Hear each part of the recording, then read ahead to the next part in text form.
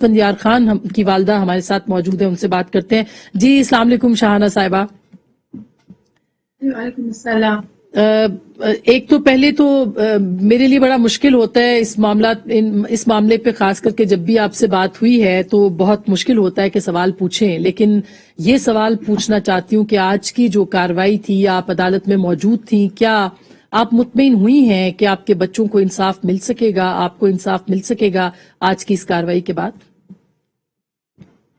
جی بالکل. آج جو سارا سب کچھ ہوا ہمارے سامنے، تو میں کہتی ہوں کہ یہ تاریخ کا بہت اہم جو ہے نا محکمہ فیصلہ ہوگا کہ جو ہمارے جو ہے چیف جسٹس صاحب کریں گے. اس لیے کہ ہمیشہ جب یہ ساری سماعتیں 2-3 سماعت میں بھی یہی بات ہوئی کہ ہمیشہ جو ہے وہ اونچے لیول کے جو لوگ ہوتے ہیں، اوپر کرسیوں میں بیٹھے ہوئے لوگ ہوتے ہیں، ان سے کبھی کوئی پوچھنے کا حق نہیں رکھتا، نہ وہ جواب دہ ہوتے ہیں کسی بھی چیز کے. لیکن جو سزائیں جو ہوتی ہیں وہ صرف چھوٹے لوگوں کے لیے جو ہوتے ہیں، چھوٹے رینک کے جو لوگ ہوتے ہیں ان کو سزائیں دی جاتی ہیں، انہیں کو بس الزام بھی ٹھہرایا جاتا ہے، انہیں کا احتساب بھی ہو جاتا ہے اور قصہ معاملہ دفعہ رفع ہو جاتا ہے. اچھا، تو شاہانہ صاحبہ بالکل آپ صحیح کہہ رہی ہیں. اس کمیشن رپورٹ کے اندر بھی بتایا گیا، اور اس کے علاوہ بھی لیکن جو ہمیں اطلاعات ملی ہیں یا جو ہم اس کو فالو کر رہے ہیں، اس میں 6 جو ٹیررسٹ تھے ان کو ملٹری کورٹس کے اندر جو ہے وہ سزا ملی ہے، اور اس کے علاوہ بھی صرف ایک شخص ہے جس کی شاید اپیل ہے وہ پینڈنگ ہے. اس کے علاوہ کارروائیاں ہوئی ہیں. آپ کیوں چاہتی ہیں، مختلف ممالک کے اندر واقعات ہوتے ہیں، آرمی چیف کے خلاف اس وقت کے ڈی جی ISI کے خلاف، کیوں آپ لوگ چاہتے ہیں کہ کارروائی کی جائے؟ بات یہی ہے نا کہ یہ جو سزائیں دی گئیں اور پھانسیاں دی گئیں اور یہ سب کچھ کیا گیا، یہ تو میں کہہ رہی ہوں نا کہ یہ ہمیشہ انہیں کو الزام ٹھہراتے ہیں جو چھوٹے رینک کے لوگ ہوتے ہیں یا جو XYZ جو بھی دہشت گرد آتے ہیں جو پیڑ ہوتے ہیں. لیکن جو اصل ذمہ داران ہوتے ہیں، جن کی ذمہ داری ہوتی ہے، جو اس کرسی کو بیٹھ کے سنبھال رہے ہوتے ہیں، اپنی ڈیوٹیاں نبھا رہے ہوتے ہیں، تو وہ ان کی ذمہ داری سب سے بڑی یہ بنتی ہے کہ وہ اپنی اس کرسیوں کا صحیح استعمال کریں، اپنی کرسیوں کا وہ حق ادا کریں جس کے لیے ان کو بٹھایا گیا ہے. تو آپ سمجھتی ہیں کہ وزیر اعظم جو ہے وہ آپ کے مطالبات کو مان لیں گے اور کارروائی کریں گے ان شخصیات کے خلاف؟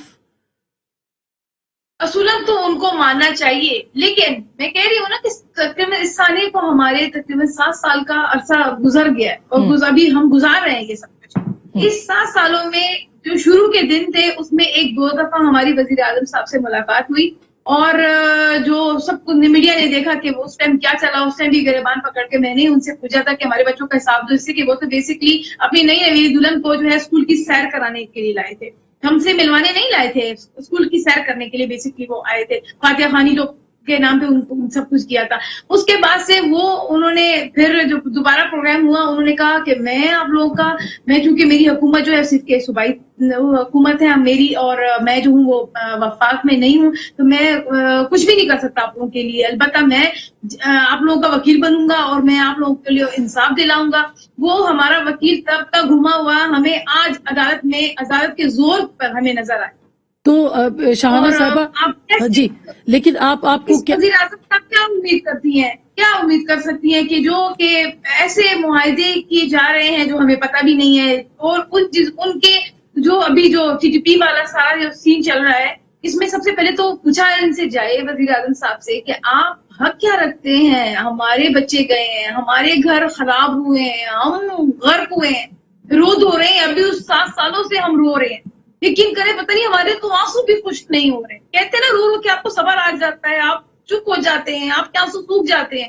یقین کریں وہ آنسو بھی نہیں سوکھ رہے ہیں. اس سے نہیں سوکھ رہے ہیں نا کہ ہمیں صبر نہیں آ رہا ہے. وہ صبر کیوں نہیں آ رہا ہے؟ اس سے کہ ہمیں سکون نہیں مل رہا. سکون کیوں نہیں مل رہا؟ کہ ہمیں انصاف نہیں مل رہا. یہ سب ہمیں انصاف مل جائے، ہمیں سکون بھی مل جائے گا، ہم صحیح ہو جائیں گے.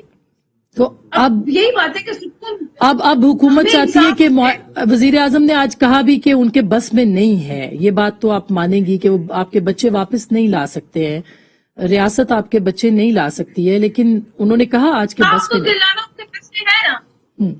جس کرسی پہ وہ بیٹھے وہ انصاف تو دلا سکتے ہیں. وہ تو اس وقت بھی بس نہیں رکھتے تھے، جسے کہ وہ کہے تھے کہ میری حکومت صرف صوبائی حکومت ہے، میں وفاق میں نہیں بیٹھا ہوں. اب تو وہ پورے پاکستان کے وزیر اعظم ہے نا. ابھی بھی وہ اس چیز کا نہیں رکھتے ہیں، طاقت نہیں رکھتے کہ وہ ہمیں انصاف دلا سکے.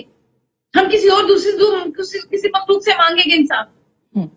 تو اب ذمہ داری ہے، ریاست کی ذمہ داری ہے اپنے سٹیزنز کی جان و مال کی حفاظت کرنا، ان کی ذمہ داری ہے، وہ اس عہدوں پہ بیٹھے اسی لیے ہیں. آپ اگر جوڈیشل کمیشن کی رپورٹ پڑھ لیں تو اس میں کلیئر لکھا ہوا ہے کہ سیکیورٹی کولیپس ہوا ہے، failure of the security agencies ہوئی ہیں. جوڈیشل کمیشن کی رپورٹ میں سب کچھ کلیئر ہے. تو شاہانہ صاحبہ ان کو اس کی وہ بے بس ہے. اب جب ریاست جو ہے وہ آج کورٹ میں کہا جج صاحب نے کہ سرنڈر ایگریمنٹ یا سرنڈر معاہدہ کرنے جا رہے ہیں، ڈاکیومنٹ پہ سائن کرنے جا رہے ہیں، آپ پیرنٹس کے جن کے بچے شہید ہوئے ہیں، جن کے بچے ذبح ہوئے ہیں، ان کا کیا ری ایکشن ہے اگر ریاست بات کرتی ہے ان ٹیررسٹ گروپس کے ساتھ، ان سے معاہدہ کرتی ہے؟ میں تو کہتی ہوں کہ دوبارہ دہشت گردی کا دروازہ دوبارہ کھولنے کے لیے جا رہے ہیں. اس سے کہ جب یہ ہمارے بچے شہید ہوئے اس ٹائم یہ گڈ طالبان اور بیڈ طالبان کا سارا کانسیپٹ ختم کیا گیا. ایسی کاروائیاں سب کچھ قومی ایکشن پلان بنا، ساری ایسی کاروائیاں ہوئی. تو کیا مطلب اب وہ دوبارہ وہ سب کچھ ختم ہو گیا، وہ ساری قربانیاں سب کچھ ضائع ہو گیا. ہمارے بچوں کی قربانیوں پہ سب کچھ ہوا تھا نا. یہ سارے آپریشنز کیے گئے، ساری دہشت گردوں کو چن چن کے جو ہے وہ مارا گیا. اب یہ دوبارہ اس طرح کے لوگوں کو جو کہ کسی طرح کی کوئی ہمدردی نہیں رکھتے، وہ قاتل ہیں، وہ لوگ مجرم ہیں، ہمارے بچے انہوں نے اور پتہ نہیں نہ جانے کتنے نہتے معصوم لوگوں کا انہوں نے خون کیا ہے، قتل کیا ہے بے دردی سے. وہ معافی کیا آپ کو لگتا ہے وہ حقدار ہے؟ ان کو کسی طرح کی کوئی گنجائش دینی چاہیے. میں تو کہتی ہوں اس طرح کا اگر جو مذاکرات کر رہے ہیں نا، یہ وائلنس کو الائیو کرنے والی بات.